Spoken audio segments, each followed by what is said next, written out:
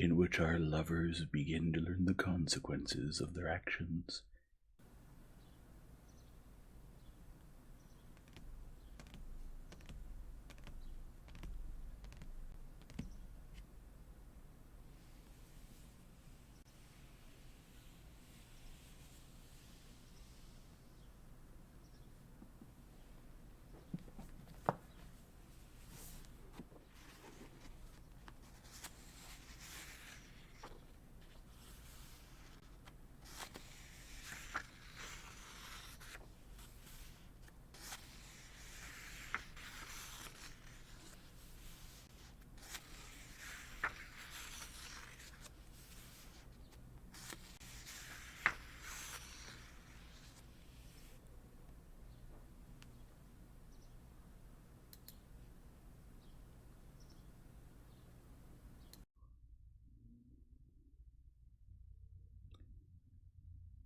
Chapter 11. In the middle of July, the headman of his sister's village, 15 miles from Pokrovska, came to Levine with a report on the course of affairs and the mowing. The main income from his sister's estate came from the water meadows. In former years, the hay had been taken by the mujiks at 8 rubles per acre. When Levine took over the management, he examined the meadows, discovered that they were worth more, and set a price of 10 rubles per acre. The mujiks would not pay that price, and, as Levine suspected, drove away other buyers. Then Levine went there in person and arranged for the meadows to be reaped partly by hired help, partly on shares.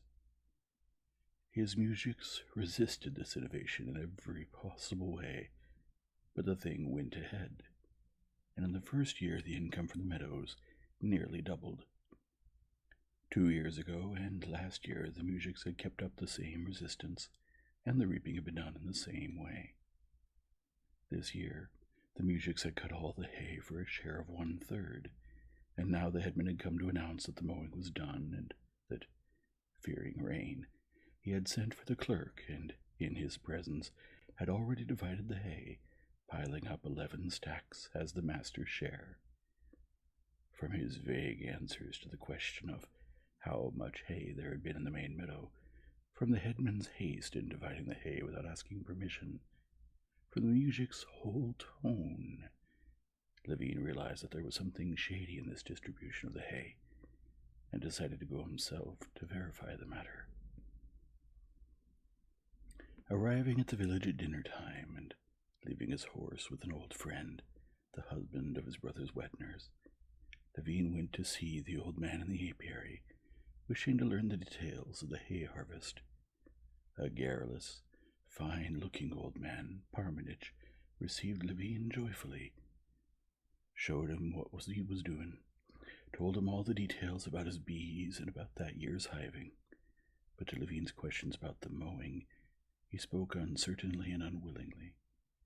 That further confirmed Levine in the surmises. He went to the field and examined the stacks.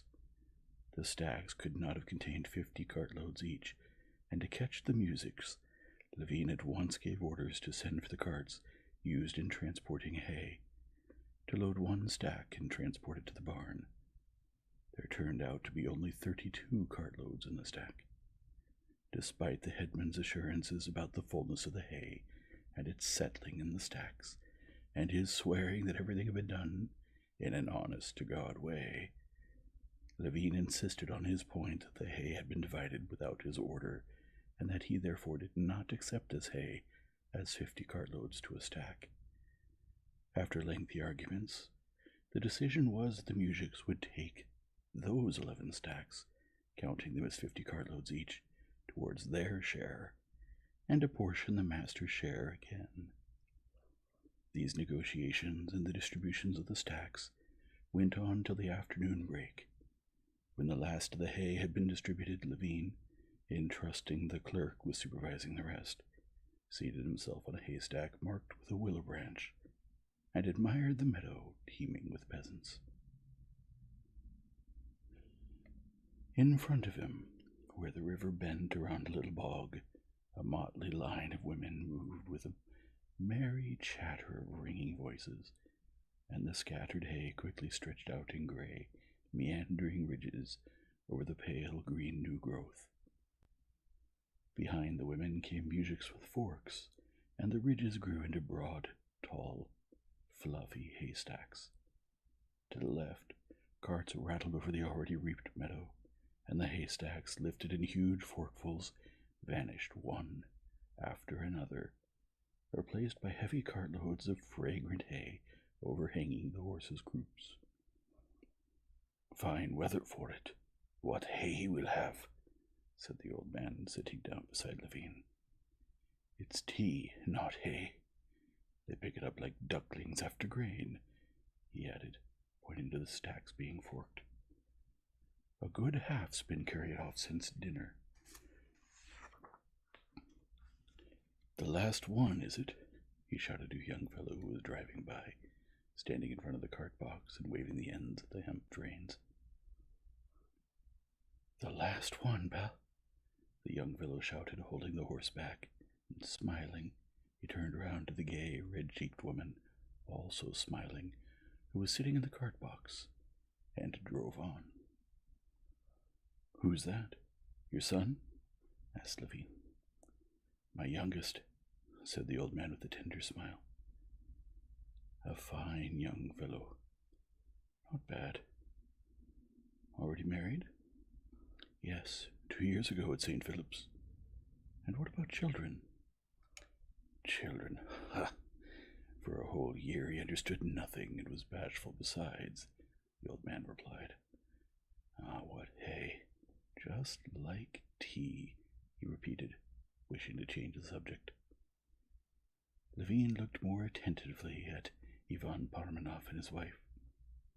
They were loading a haystack not far from him. Ivan Parmenov stood on the cart, receiving, spreading, and stamping down the enormous loads of hay that his young beautiful wife deftly heaved up to him, first in armfuls and then on the fork. The young woman worked easily, cheerfully, and skillfully. The thick, packed-down hay would not go right on the fork. She first loosened it up, stuck the fork in, then leaned the whole weight of her body on it with a supple and quick movement, and straightening up at once, curving her back tightly girded with a red sash, her full breast showing under the white smock, deftly shifted her grip on the fork and heaved the load high up onto the cart. Ivan, obviously trying to spare her every moment of extra work, hastily picked up the load pitched to him in his wide-open arms and spread it on the cart. After pitching in the last of the hay on a rake, the woman shook off the hay dust that had got on her neck, straightened the red kerchief that had gone askew on her white, untanned forehead, and went under the cart to tie down the load. Ivan showed her how to loop it under the axle-tree and burst into loud laughter at something she said. Strong, young, recently awakened love showed in the expression on both their faces.